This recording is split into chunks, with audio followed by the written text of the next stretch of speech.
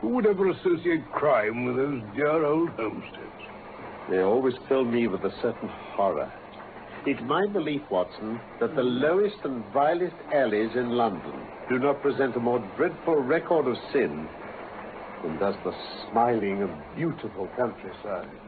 No man knew the hidden face of crime better than my friend Sherlock Holmes. My name is Dr. Watson, and it was my privilege to share the adventures of Sherlock Holmes. I will tell you about the case of the copper Beeches. It began, as so often, with a letter. It made Holmes want to laugh at first, but soon he was to take it seriously. And you will see why in just a moment. Well, it looks as though I've touched bottom at last. This note I had this morning marks my 0 point, I fancy. Here, read it. Oh, thank you. Dear Mr. Holmes, I'm very anxious to consult you as to whether I should or should not accept a situation which has been offered to me as governess. I shall call at 10:30 tomorrow if I do not inconvenience you. Yours faithfully, Violet Hunter. You know the young lady? Not I. Well, the note was written yesterday, and it's 10:30 now. Yes, and I have no doubt that is her ring. Yes, well, let us hope so. But our doubts will very soon be resolved, for here, unless I'm much mistaken, is the person in question. Oh. You will excuse my troubling you, I hope, Mr. Holmes. I shall be happy to do anything I can to serve you, Miss Hunter. Pray take a seat. Thank you. Oh, this is my friend and colleague, Dr. Watson. How do you do? How do you do, Dr. Watson? Well, Mr. Holmes, I think I should explain that I have had a very strange experience. And as I have no parents or relatives of any sort from whom I could ask advice, I thought that perhaps you would be kind enough to tell me what I should do. A strange experience? I have been a governess for 5 years, but my employer recently took an appointment abroad, and I found myself without a situation. I advertised and I answered advertisements, but I had no success. Then the little money I'd saved began to run short. I was at my wit's end what to do. There is a well-known agency for governesses in the West End called Westways, and I used to call there about once a week. The manager, Miss Stoper, sits in her own little office, and the ladies who are seeking employment wait in an anteroom. They're shown in one by one, and Miss Stoper consults her ledgers and sees whether she has anything to suit them. Well, when I called last week, I was shown into the office as usual, but I found that Miss Stoper was not alone. Ah, this one will do. I could not ask for anything better, Miss Stoper. Capital, capital. Sit down, Miss Hunter, please. This is Mr. Rucastle. Thank you. You are looking for a situation, miss? Yes, sir. As governess? Yes, sir. And what salary, do you ask? In my last place, with Colonel Spence Munro, I had £4 a month. Oh, come. Sweating, rank sweating. How could anyone offer so pitiful a sum to a lady with such attractions and accomplishments? Oh, my accomplishments, sir, may be less than you imagine. A little French, a little German, music and drawing. Now, this is all quite beside the question.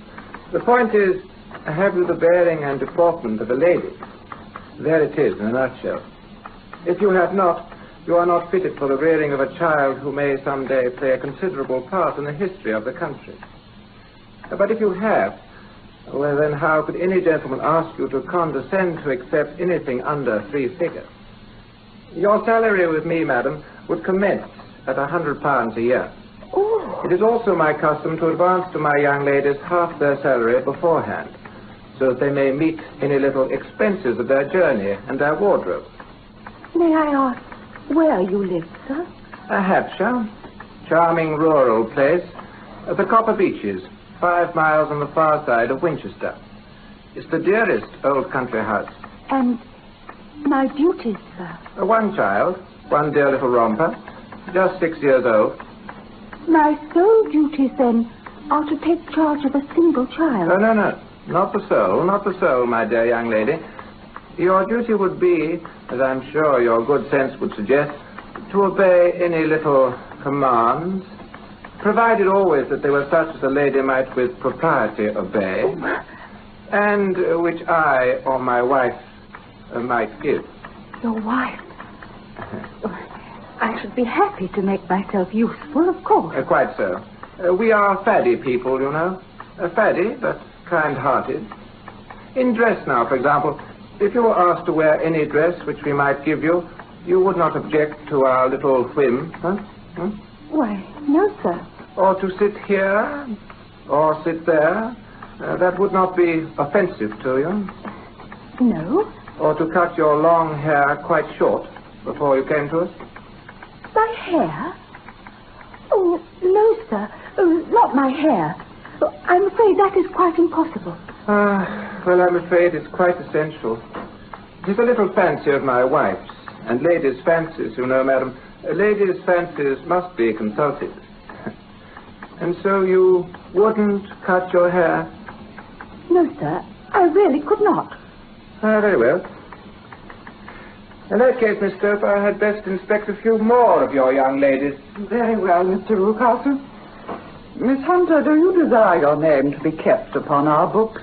Oh, if you please. Well, really, it seems rather useless since you refuse the most excellent offers in this fashion. You can hardly expect us to exert ourselves to find another opening for you. Good day, Miss Hunter. Yes, come along now. Well, Mr. Holmes, when I got back to my lodgings and found little enough in the cupboard and 2 or 3 bills on the table, I began to ask myself whether I had not done a foolish thing. After all, if these people had strange fads, they were at least ready to pay for their eccentricity. Very few governesses in England are getting 100 a year. Besides, what use was my hair to me? By the day after next, I had almost overcome my pride so far as to go back to the agency, when I received this letter from the gentleman himself. Miss Stoper has kindly given me your address, and I write from the Copper Beeches to ask you whether you have reconsidered your decision. My wife has been much attracted by my description of you, and is very anxious that you should come. We are willing to give £120 a year, so as to recompense for any little inconvenience which our fads may cause. They are not very exacting after all, and your duties with the child are very light. As regards your hair, it is no doubt a pity, but I am afraid that I must remain firm upon this point. Now do try and come, and I shall meet you with the dog cart at Winchester. That is the letter I have just received, Mr. Holmes, and my mind is made up that I will accept. But I thought that before taking the final step, I should like to submit the whole matter to your consideration. I confess it is not the situation which I should like to see a sister of mine apply for, eh, Watson? What can it all mean, Holmes? I have no data. I cannot tell. Perhaps Miss Hunter has formed some opinion. Well, Mr. Rucastle seemed a kind man. Is it not possible that his wife is a lunatic, and that for fear she should be taken to an asylum, he humored her to prevent an outbreak? As matters stand, that is the most probable solution. But in any case, it doesn't seem to be a very nice household for a young lady. Oh, but the money, Mr. Holmes, the money. The pay is too good. That's what makes me uneasy. There must be some strong reason for offering you £120 when they could have that pig for 40. Oh, I feel that too. So I thought if I told you the circumstances, you would understand afterwards if I wanted your help. I should feel so much stronger if I felt that you were at the back of me. Oh, you may carry that feeling away with you. I assure you that your little problem promises to be the most interesting that has come my way for some months. Now, if you should find yourself in doubt or in danger... Danger? What danger do you foresee, Holmes? It would cease to be a danger if we could define it. Well, now that I have spoken to you, I shall write to Mr. Rucastle. Sacrifice my poor hair tonight and start for Winchester tomorrow. And don't forget, at any time, day or night, a telegram would bring me down to your house. Watson, listen to this. What? Please be at Black Swan Hotel, Winchester, midday tomorrow. Do come at my wit's end, Hunter.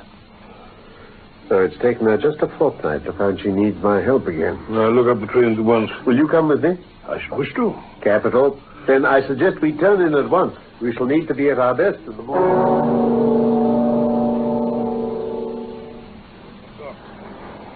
How much further to go? Good. Good heavens.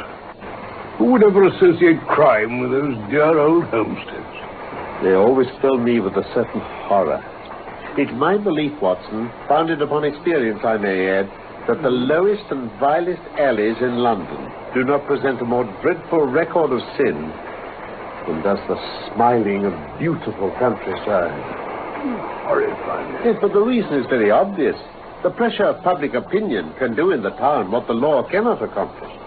There is no alley so vile that the scream of a tortured child doesn't beget some sympathy and indignation among the neighbors, and one word of complaint can set the whole machinery of justice going. Yes, quite true.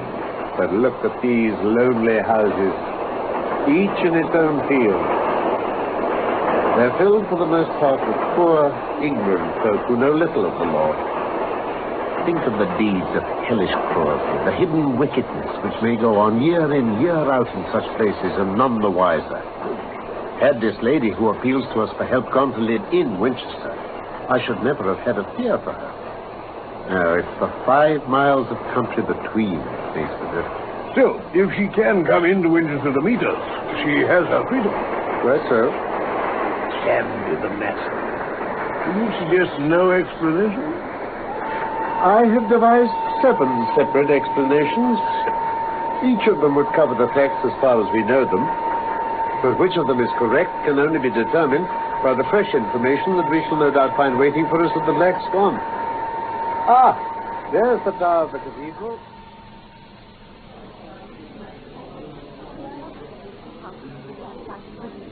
I got his leave to come into town this morning, though he little knew for what purpose. Pray let us have everything in its due order, Miss Hunter. Well, in the first place, I must say that I have met on the whole no actual ill treatment from Mr. and Mrs. Rucastle. But I'm not easy in my mind about them. I can't understand them. What can you not understand? The reason for their conduct. But you shall have it just as it occurred. When I came down, Mr. Rucastle met me here and drove me in his dog cart to Copper Beeches. Yes? I was introduced that evening to his wife and child. I gather that Mr. and Mrs. Rucastle had been married about 7 years. He was a widower, and his only child by his first wife was a daughter, who is now in Philadelphia. As she couldn't have been less than 20, I can quite imagine that her position must have been uncomfortable with her father's young, new wife. Yes, indeed. As for Mrs. Rucastle, I now know that there was no truth in our conjecture in your rooms at Baker Street. She is not mad. I found her to be a mere nonentity, as colorless in mind as she is in features. Her husband is kind to her, but she seems to have some secret sorrow. Oh? The one unpleasant thing about the house, which struck me at once, was the appearance and manner of the 2 servants, a man and his wife. Toller, as he's called, is a rough, uncouth man with a perpetual smell of drink. His wife is tall and strong and very sour. And that's the entire household? Yes. Oh, except for Carlo. Carlo? Mr. Rucastle introduced me to him on my first evening there.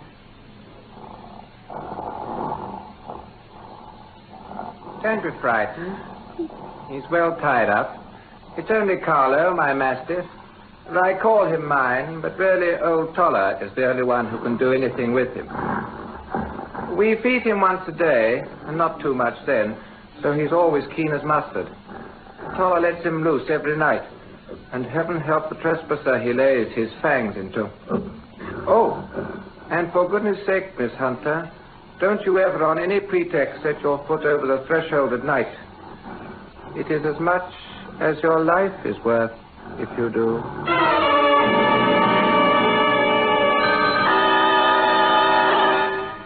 Very direct warning, and no idle one, I fancy. But pray, Miss Hunter, continue your narrative. For 2 days after my arrival, my life was very quiet. On the 3rd, Mrs. Newcastle came down just after breakfast and whispered in her husband's ear. Ah, yes, to be sure. Miss Hunter, my wife reminds me to say how much we are obliged to you for falling in with our whims so far as to cut your hair. And the effect is charming, my dear. It is nice of you to say so. I assure you it has not detracted the tiniest iota from your appearance. And now we shall see how a change of dress will become you. If you will kindly go up to your room, you will find one laid out ready on your bed. It belongs to my dear daughter Alice, who's now in Philadelphia. It should fit you very well. Charming. Simply charming. Might have been made to measure, eh, dear? A perfect fit. I was surprised to see how well it suited me. Perfect. And now, Miss Hunter, be good enough to take the chair over there, the one with its back to the center window. Ah, splendid. Now then, my dear, let us stay and talk with Miss Hunter for a little while, shall we? And they stayed there talking for about an hour, Mr. Holmes. Mr. Newcastle told some extremely funny stories. So funny that I laughed till I was tired. The odd thing was, though, that Mrs. Newcastle never so much as smiled at them. Then her husband suddenly remarked that I might change my dress and go about my daily duty. Well, 2 days later, the same thing happened. When he had had me laughing helplessly at his stories for a while, my employer handed me a novel, moved my chair slightly to one side, and asked me to read to him. I read for about 10 minutes, and then suddenly in the middle of a sentence, he ordered me to stop and go and change my dress. Well, I hope, Mr. Holmes, you don't find my story too protracted. I'm glad of the full details, whether they seem to you to be relevant or not. Well, I shall try not to miss anything of importance. You can imagine how curious I became as to the meaning of this extraordinary performance. For one thing, I noticed that they were always very careful to turn my face away from the window. I became consumed with a desire to see what was going on behind my back. Then a happy thought seized me. My hand mirror had been broken, and I concealed a small piece of the glass in my handkerchief. Good. On the next occasion, in the midst of the laughter, I put my handkerchief up to my eyes and was able, with a little management, to see all that there was behind me. And what was that? There was a man standing outside in the Southampton Road. He was small, and he had a beard. There were several others, but this one appeared to be looking earnestly in my direction. However, when I lowered my handkerchief, I found Mrs. Newcastle's eyes also fixed on me. She said nothing, but I'm convinced that she knew I had a mirror in my hand. She rose at once. Jethro, my dear, there's an impertinent fellow out on the road who's staring up at Miss Hunter. Really? A friend of Miss Hunter's, no doubt. I know no one in these parts, sir. Oh, dear me. How very impertinent, then. Kindly turn round and wave him away. Like this.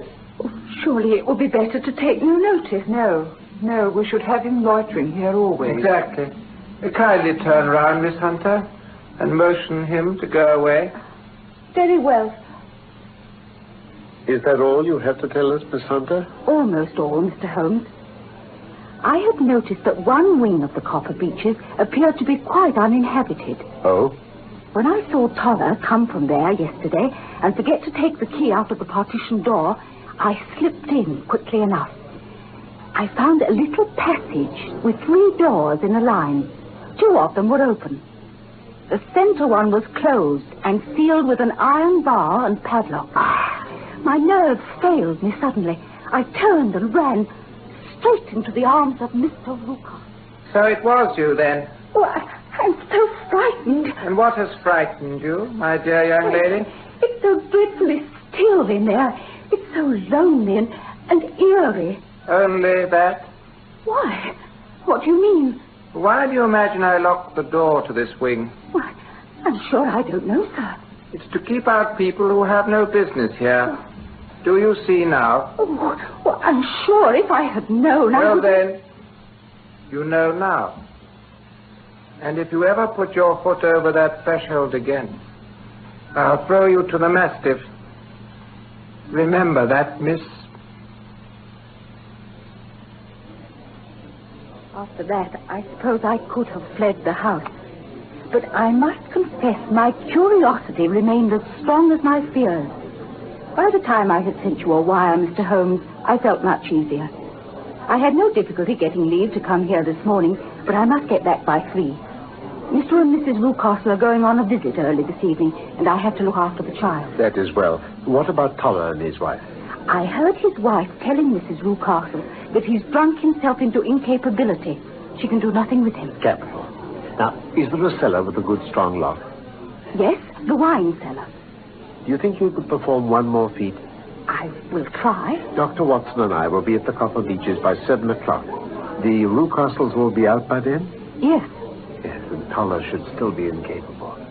Now, there only remains Mrs. Toller. If you could send her into the cellar on some errand and then turn the key on her, you would facilitate matters immensely. I will do it. Excellent. Watson? Yes, Holmes? I trust you have your revolver. Of course I have. There's only one feasible explanation for this business, and it's clear that we're dealing with a very cunning man. Very well then, Miss Hunter. We shall meet you at the Copper Beeches at 7 o'clock.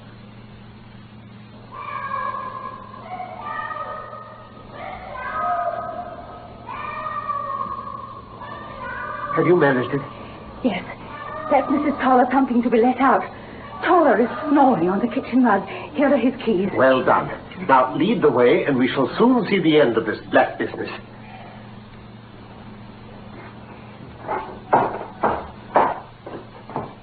This is the locked room. Now, one of these keys must fit the lock. No sound from inside. I trust they're not too late. This is the one. No one here. Rucastle has guessed Miss Hunter's intentions and carried his victim off. Yes, but how? Through that skylight. We shall soon find out how he managed it. Yes. Yes, I can just see the end of the ladder against the eaves. But why should he need... I tell you, he's a clever and dangerous man. Holmes, someone's coming. Watson, have your pistol ready.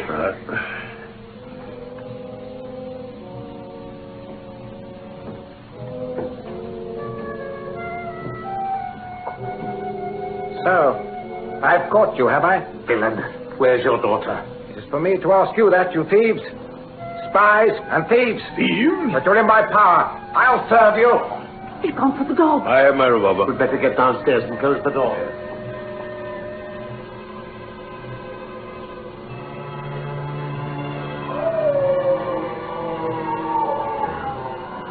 Great heaven, it's got him. Quickly, Watson. Go in and finish that brute. I tell you what. Shoot me, Watson.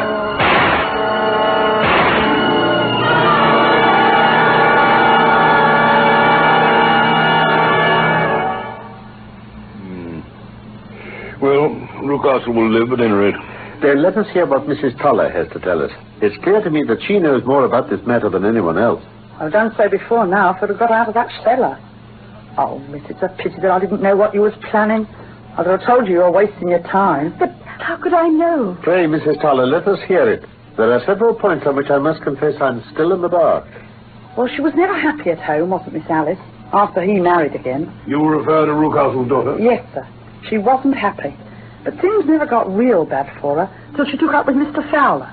Mr. Fowler? The seafaring gentleman. She met at a friend's house. And Rucastle objected to the association. Well, it wasn't just that, sir. You see, Miss Alice had a lot of money of her own by her mother's will. And there seemed to be a chance of her husband coming forward. Mr. Rucastle wanted her to sign a paper giving him control of the money, whether she married or not. When she wouldn't, he kept at her so much that she talked about running away. Then I think I can deduce all that remains. Rucastle, I presume, took to this system of imprisonment. Yes, sir. Do you mean that Alice never went to Philadelphia? That Mr. Rucastle kept her locked up in that room? Yes, and had the ingenious idea of bringing you down from London to impersonate her, to give the watching Mr. Fowler the impression that she no longer wished to encourage her. The laughter on these occasions was to convey the appearance that she remained in good spirits and was under no compulsion of restraint. But then, where is Alice now? I presume Mr. Fowler, being as persevering as a good seaman should be, succeeded by certain arguments in convincing that lady that her interests were the same as his. Mr. Fowler was a very kind-spoken, free-handed gentleman. Precisely. And in this way, he managed that your good man should have no want of drink, and that a ladder should be ready at the moment when your master had gone out. He suspected something and came back. Like us, he was too late for his daughter. Oh, but Watson, What? and Miss Hunter, here comes a lady. I presume it to be Mrs. Rucastle. Our locus standi now is rather a questionable one. I think we'd better make our way back to Winchester and say goodbye to the copper beeches forever.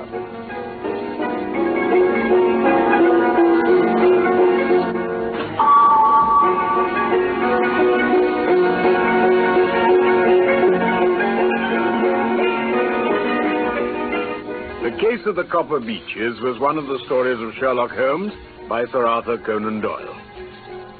My name is Norman Shelley. My friend Carleton Hobbs played Sherlock Holmes, and I was Dr. Watson. The script for this BBC production from London was by Michael Hardwick. I look forward to the pleasure of your company again, soon, for more of the adventures of Sherlock Holmes.